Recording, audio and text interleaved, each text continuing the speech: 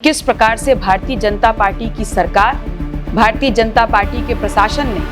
तमाम बल लगा करके हमको रोकने का प्रयास किया। जनप्रतिनिधि वंचित समाज,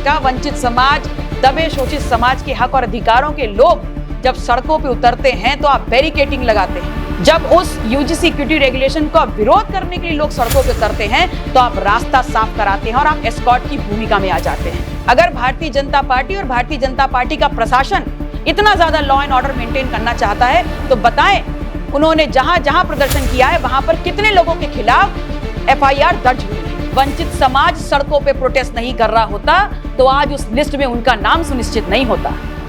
यूजीसी इक्विटी रेगुलेशन 2026 को लागू करने के संदर्भ में एक प्रोटेस्ट का आयोजन जो अपना दल कमेरावादी के तत्वाधान में किया गया था और जिसके सापेक्ष रेलवे स्टेशन चारबाग से हमें मार्च करते हुए विधानसभा की तरफ आना था। आप सभी ने देखा कि किस प्रकार से भारतीय जनता पार्टी की सरकार, भारतीय जनता पार्टी के प्रशासन ने तमाम बल लगा करके हमको रोकने का प्रयास किया। जहां पर लगातार हम उनसे ये मांग करते रहे कि हमारा मार्च बहुत ही व्यवस्थित होगा, सिर्फ अपनी मांग हम पहुंचाना चाहते हैं और ऐसे में आप ये बैरिकेडिंग हटाएं, जिसके सापेक्ष हम लगभग वहां पर एक लंबे अंतराल तक इंतजार भी करते रहे। लेकिन जो प्रशासन रहा भारतीय जनता पार्टी का, उनकी बातचीत से, उनके जो एक्शंस थे उससे इस बात को कहीं से भी नकारा नहीं जा सकता कि वो प्री सेट माइंड से थे कि वो चलने देंगे ही नहीं, वो प्रदर्शन को प्रदर्शन का रूप या प्रोटेस्ट का रूप लेने ही नहीं देंगे। और ऐसे में बात ये कही जाती है कि every action has a reaction. हमारे समस्त लोग रेलवे ट्रैक की तरफ गए और जहां पर हमने अपनी मांग को, जायज मांग को, कि इस देश में जो तमाम उच्च शिक्षा संस्थान हैं और जो यूनिवर्सिटीज हैं वहां पर वंचित वर्ग के बच्चों की पढ़ाई और जिंदगी, उनके खिलाफ हो रहे जातिगत भेदभाव को रोकने के लिए, इस शोषण को रोकने के लिए यूजीसी इक्विटी रेगुलेशन को अविलंब लागू करा जाए, इस बात के समर्थन को पुनः दोहराया। जो प्रशासन रहा,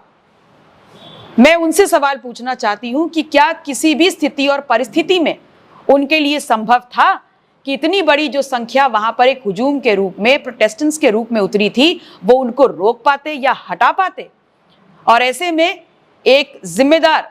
लोकतंत्र के नागरिक होने के नाते, जनप्रतिनिधि होने के नाते, हमने स्वयं ही, जहां हमारे पास ये भी रास्ता था कि वो जो प्रोटेस्ट था वो उग्र भी हो सकता था, ऐसा भी हो सकता था कि अगर तानाशाही प्रशासन और करती तो शायद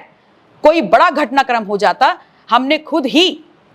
हिंसक रूप ना लेने पाया ऐसा प्रोटेस्ट, इसलिए स्वतः संज्ञान लेते हुए हम सब ने लोकतांत्रिक व्यवस्था में अपने लोकतंत्र को बचाते हुए अहिंसा का रास्ता चुनते हुए वहां से उतर करके आगे मार्च करना शुरू करा।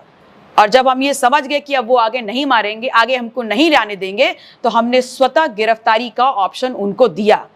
उन्होंने हमारी गिरफ्तारी करी और इको गार्डन में भी हम लोग तब तक रहे जब तक उन्होंने नहीं कहा कि अब आप जा सकते हैं। सबसे बड़ा सवाल यह है कि वो प्रोटेस्ट जो कर रहा था वो इस देश में लोकतांत्रिक व्यवस्था में एक चुना हुआ जनप्रतिनिधि, और वही उसी प्रक्रिया से चुना हुआ जनप्रतिनिधि जिससे एक सीएम आता है, जिससे एक मंत्री आता है, जिससे एक उप मुख्यमंत्री आता है, उसी प्रक्रिया से चुना हुआ एक जनप्रतिनिधि था। और मेरे पास ये अधिकार है कि मैं अपनी बात को मुखरता से कह सकूं। वो बात हमने कही, लेकिन उसके बाद आप बहुत से पत्रकार बंधुओं के माध्यम से हमको पता चला कि एक एफआईआर दर्ज कर दी गई है। चलिए, आपने एफआईआर दर्ज करी, लेकिन अब सवाल ये उठता है कि एक जनप्रतिनिधि वंचित समाज, दबे शोषित समाज के हक और अधिकारों के लोग जब सड़कों पे उतरते हैं तो आप बैरिकेडिंग लगाते हैं। वहीं जब उस यूजीसी इक्विटी रेगुलेशन का विरोध करने के लिए लोग सड़कों पे उतरते हैं तो आप रास्ता साफ कराते हैं और आप एस्कॉर्ट की भूमिका में आ जाते हैं। मैं सिर्फ इतना कहना चाहती हूं कि अगर एक जनप्रतिनिधि वहां पर था जो अपना प्रोटेस्ट कर रहा था, तो ये बताइए, अगर ये आपराधिक था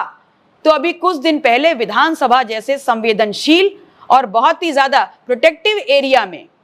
अभी जब कुछ दिन पहले तमाम विपक्ष की राजनीतिक पार्टियों के झंडे और उनके नेताओं के, बल्कि लोकतांत्रिक व्यवस्था में सबसे, एक सूबे की सबसे उच्च कुर्सी पे बैठने वाले पूर्व मुख्यमंत्री के भी अगर पुतले का दहन किया जाता है तो क्या वो अपराध की श्रेणी में नहीं आता? अगर भारतीय जनता पार्टी और भारतीय जनता पार्टी का प्रशासन इतना ज्यादा लॉ एंड ऑर्डर मेंटेन करना चाहता है तो बताएं उन्होंने जहां जहां प्रदर्शन किया है वहां पर कितने लोगों के खिलाफ एफआईआर दर्ज हुई है। और रही बात कि हमने क्या किया, गलत या सही किया, जो एफआईआर हुई वो कितनी गलत और कितनी सही, तो इस प्रदेश की जनता, इस देश की जनता देख रही है, वंचित वर्ग देख रहा है। मैं उसका निर्णय समाज पे छोड़ती हूं, वंचित वर्ग पे छोड़ती हूं और न्यायपालिका पर छोड़ती हूं। करते करते एकदम से याद आया कि आज योगी सरकार के मंत्रिमंडल का विस्तार भी हुआ है, तो वो तमाम पिछड़ों, दलितों के नायक और हमारे भाई जिनको आज मंत्रिमंडल में जगह मिली है, उनको तहे दिल से शुक्रिया अदा करती हूं, उनको शुभकामनाएं देती हूं। और इसलिए दे रही हूं क्योंकि अगर वंचित समाज सड़कों पे प्रोटेस्ट नहीं कर रहा होता तो आज उस लिस्ट में उनका नाम सुनिश्चित नहीं होता।